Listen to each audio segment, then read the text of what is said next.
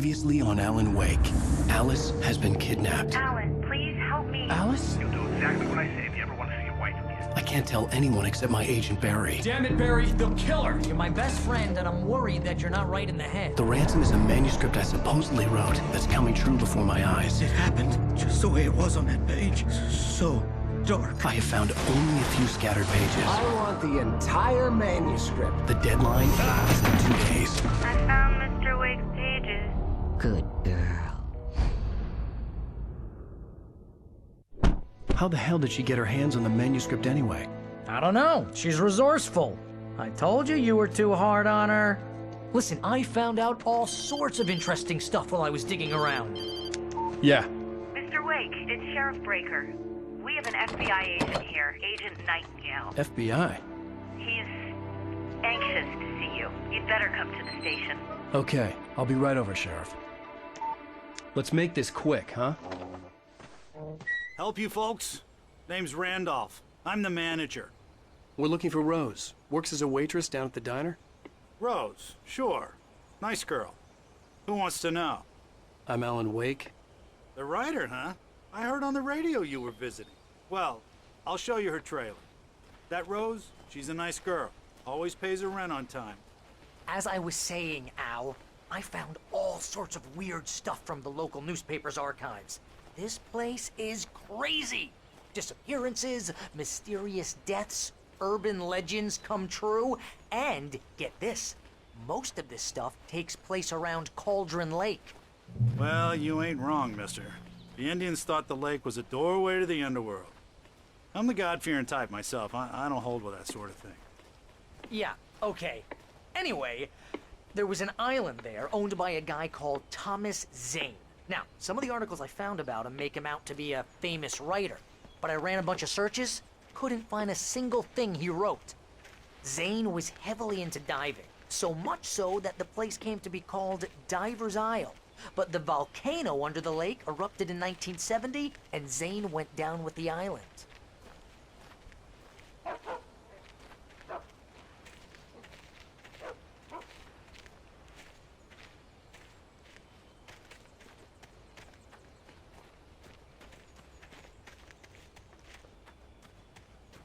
Yeah, how about that? It was there in the morning, as if it had fallen from the sky. But it would take a tornado to lift something like that. We're damn lucky it didn't crush any of the trailers. Come on, mister. I'll take you to Rose's trailer.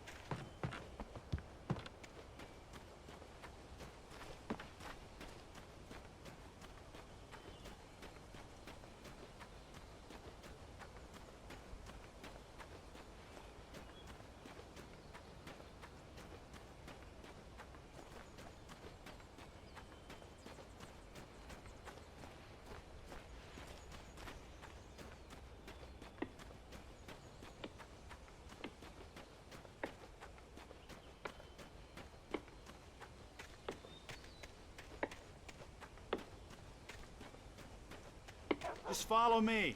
It's not far.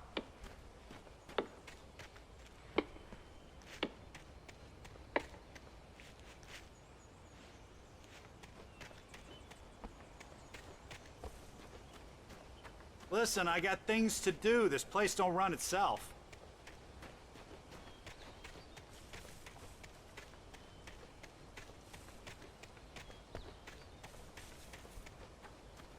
Aw, give me a break, mister. Can we just get a move on?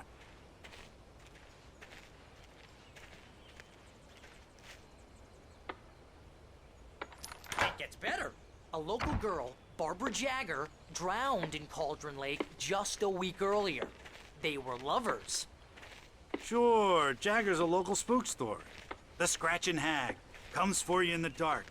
Childish stuff like that. Anyway, Al, I'm just getting to the best part. All of the articles about this stuff were written by Cynthia Weaver. I asked around, and she's that crazy bag lady you met. What, the lamp lady? She can be a little loopy, but she's not homeless or anything. Yeah, anyway, she knew both Jagger and Zane before they both died, and she had some kind of a breakdown.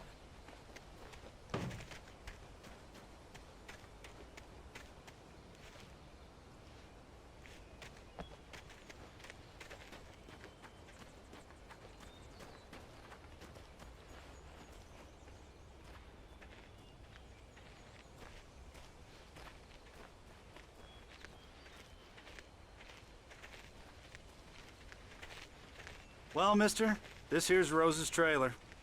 You mind me asking what you want with her? We're just here to talk to her, pal.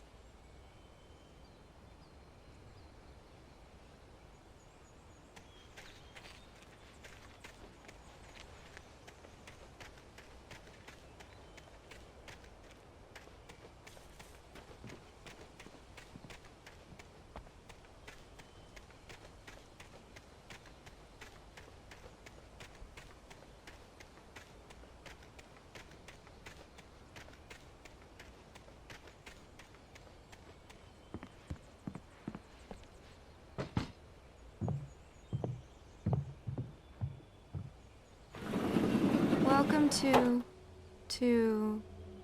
Oh dear, Mr. Wake. I'm so glad you're here. Rose, you have my manuscript? Oh. Oh yes. Yes. Please, come in. Hey, this is really good! Rose, Yes, my manuscript. I really need it. I understand.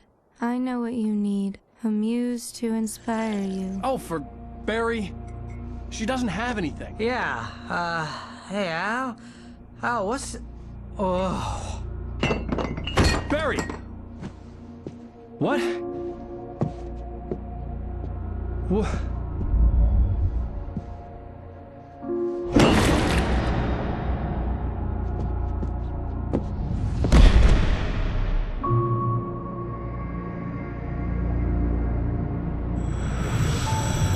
It's coming for you, hiding in my barber's skin. I'm too weak to stop it. You must turn the lights on. I promised I'd come visit you and your lovely wife. You must finish what you started. I insist. You must turn the lights on. Turn the light on. Back to work, boy.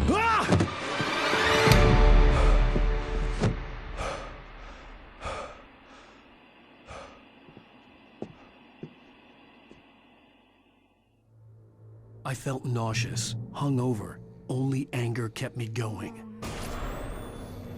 I can't tell reality from dream anymore, but it seems I have an imaginary editor to help me. She's an old woman in a funeral dress. I call her Barbara Jagger. She's very strict. I'm writing faster and faster. My manuscript is being heavily revised. The edits are getting very aggressive, and each day there's less of me and more of her. I hate it, but I know she's right. She promises me I can save Alice this way. She knows more of this than I do. About the complex incantation I'm attempting. About this place. She's worked with another writer under similar circumstances, Thomas Zane. The genre of the story seems to be shifting. It's turning into a horror story. I'm getting close. I can feel it.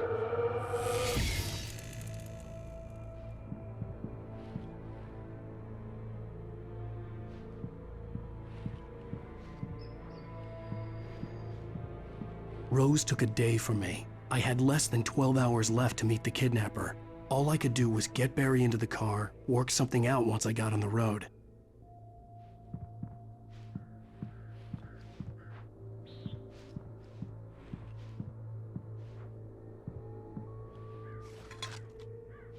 Welcome to the Oh Dear Diner. What can I get you today? Coffee? I couldn't work up much hate for Rose. Something had used her to get to me and left its mark. First refill is free. Milk and sugar on the counter there. Would you like to hear today's specials? Thank you. A nice day. Come back soon.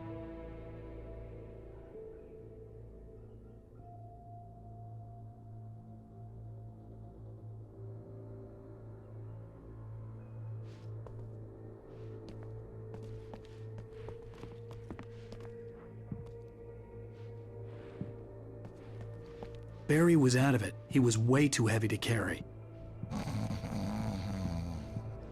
You're right. I deserve more money. I'm so handsome.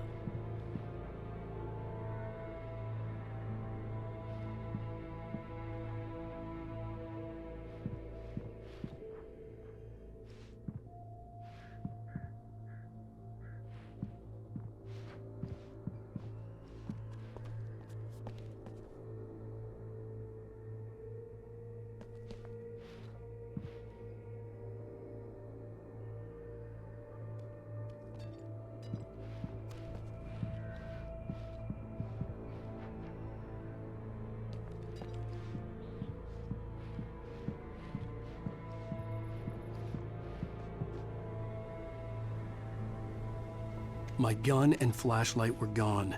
I'd have to find a way to get Barry into the car as quickly as possible. There was no time to waste.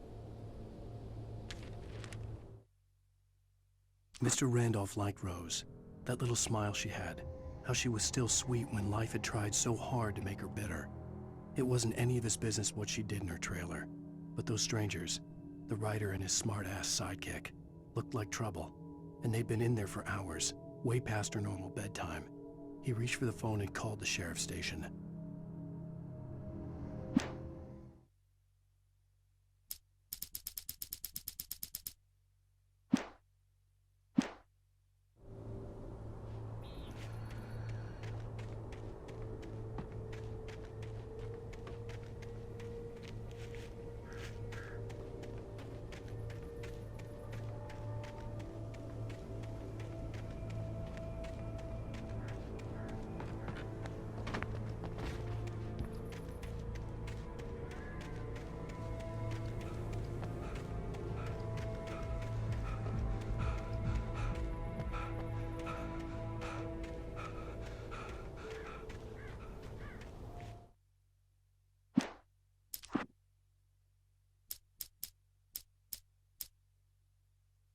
The air in the visitor center was heavy with an awful smell, as if some rotten drowned thing had crawled up from its grave. Rusty kept coughing blood. My eyes were drawn to the twisted shape of it.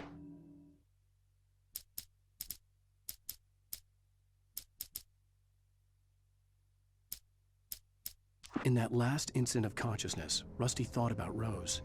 He was older than she was.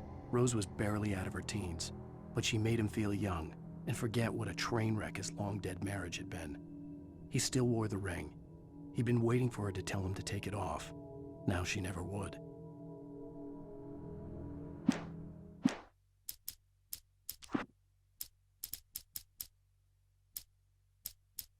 In that last instant of consciousness, Rusty thought about Rose. He was... Mr. Randolph liked Rose. That little smile she had. How she was still...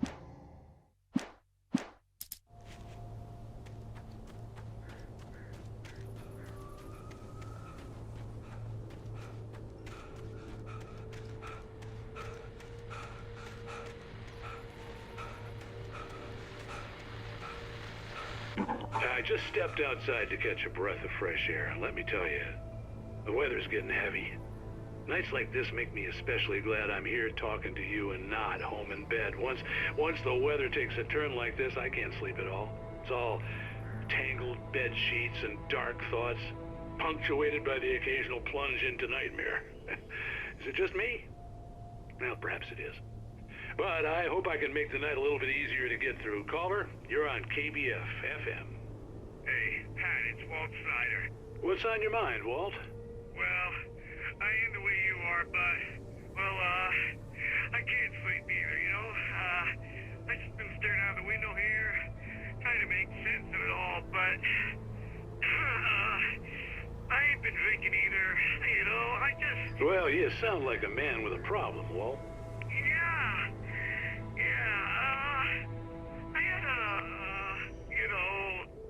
argument with Danny, and, then I got in trouble with the law, and, I'm just, well... I heard something like that, Walt. Yeah, well, Danny's my best friend, and, they let me on bail today, and now I'm just alone here at the window, waiting. Man, and there's something in the air tonight, man. I was just outside looking up at the sky above our broadcast tower thinking the same thing. What are you waiting for, Walt? I don't know. Something's gonna happen. I think I better go. Well, Walt, maybe... No, thanks, Pat. Well, good luck to you, Walt. Hang in there. Let's take a little break, folks. This weather's really something else, huh? How can I be sure that you will walk away? Why'd you love deception? I mean, the best way. How can I be sure the safety of your heart?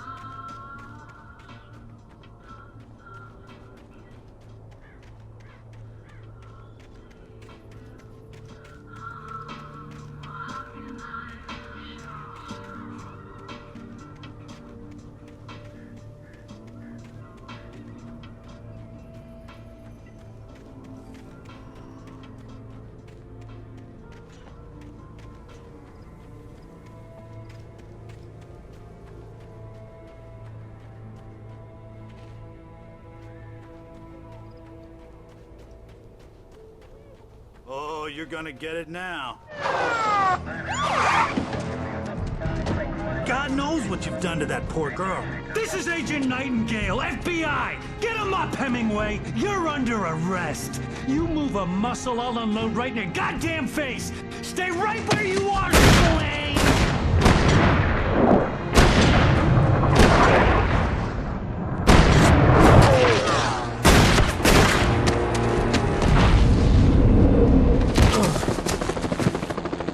What are? I'm standing right here, you goddamn maniac!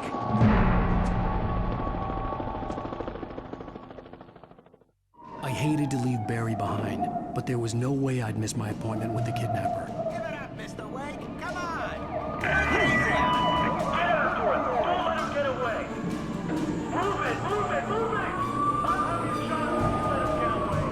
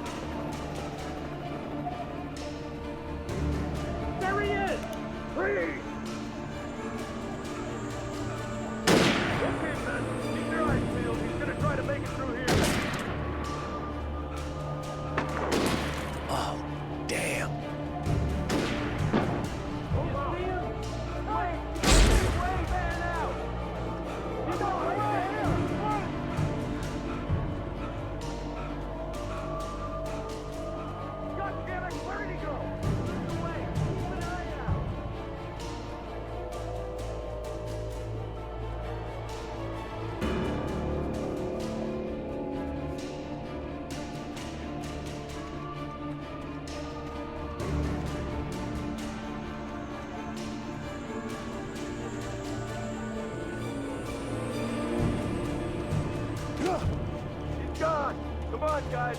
We need to head him off. For decades, the darkness that wore Barbara Jagger's skin slept fitfully in the dark place that was its home and prison. It was hungry and in pain.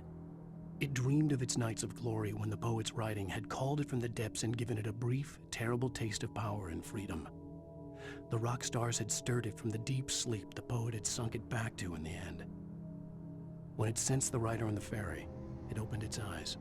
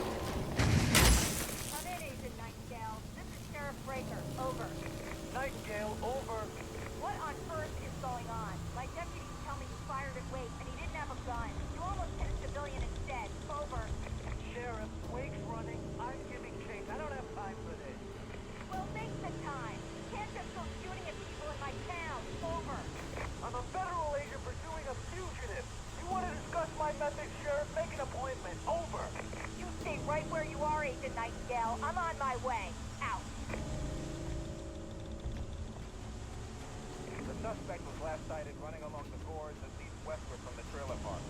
All units are advised that the suspect may be armed. Approach with caution. James out.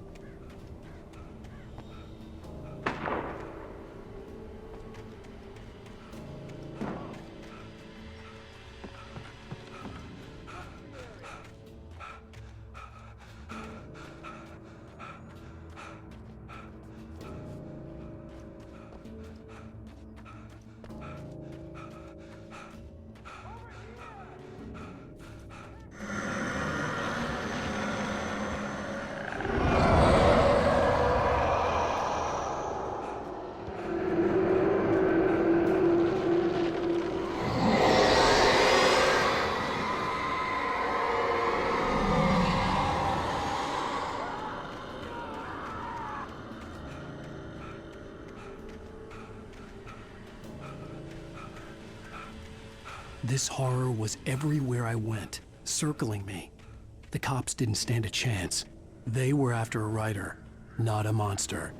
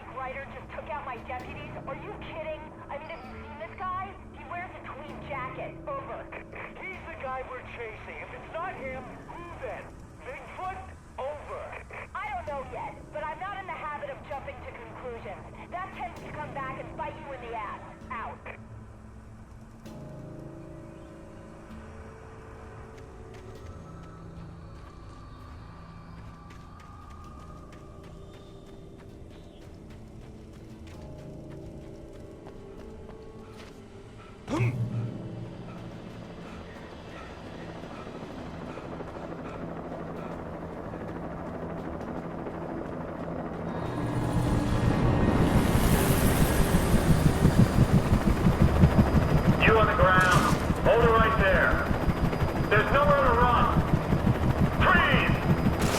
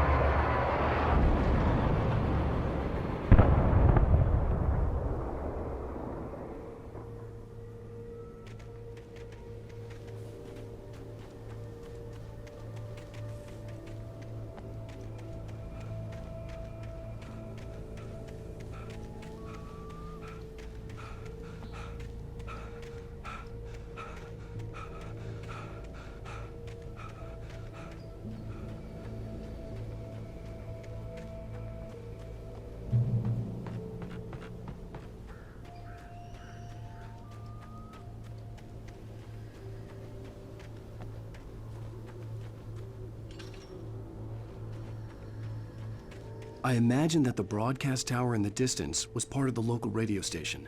Maine seemed like a decent guy. Perhaps he could give me directions to the coal mine.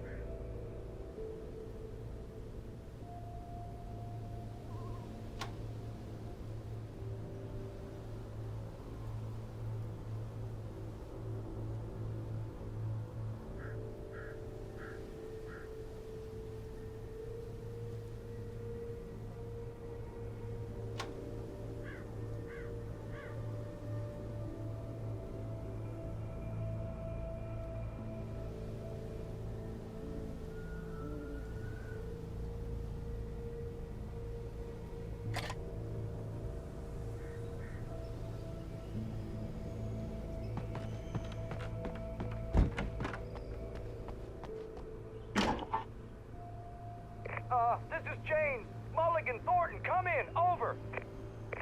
Thornton here. James, we got both Wheeler and Rose in custody. They didn't put up a fight or anything. Why, they were... Hey, Mulligan, what are you doing? Come on.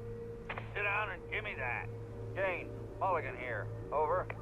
Go ahead, Mulligan. Over. We got Wheeler and Rose here. Wheeler's drunk or hopped up on something. Speaking of which, that Fed had a pretty distinctive whiff of Otis Scotch about him, you know what I mean. Over. I don't have anything on that, Deputy Mulligan. Over. Well, whatever. Anyway, Rose is just being plain weird here. You better get Doc in to take a look at both of them. Over. Gotcha. You better get them here quickly. The, Fed's gonna want to interview Wheeler. Over. Oh, yeah, I'll bet he does. Looks like they have a lot in common. Mulligan out.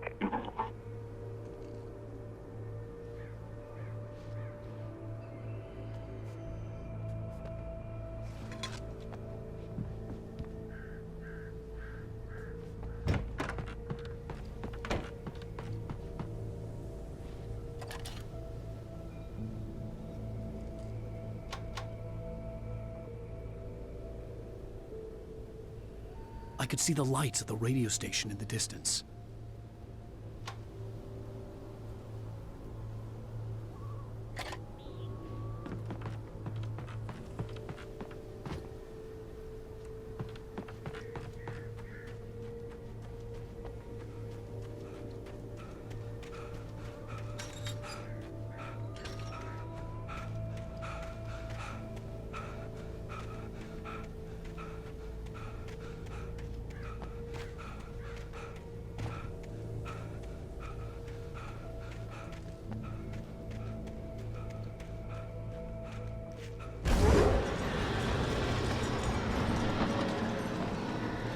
Unnatural shadows clung to the gate.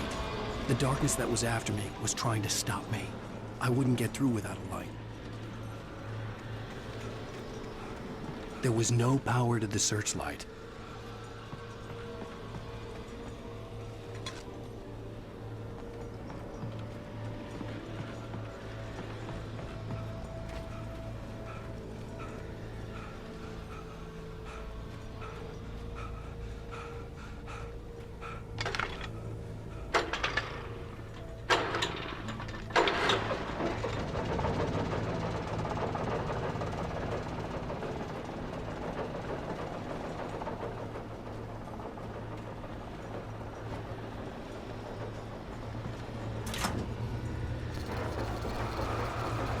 The old generator conked out. I'd have to see if I could fix it and try again.